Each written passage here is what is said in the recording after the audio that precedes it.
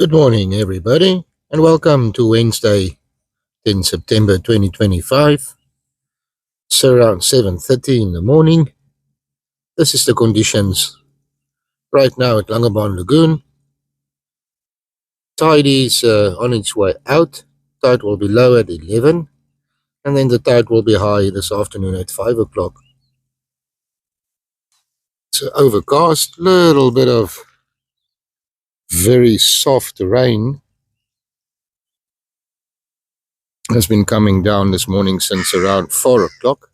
Looks like it will be partly clouded today. There's no wind around, and a very, very nice spring morning. Lots of flowers out and about.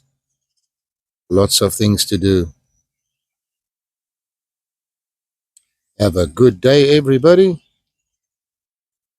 I'll update you again tomorrow morning if all goes well. Tight lines.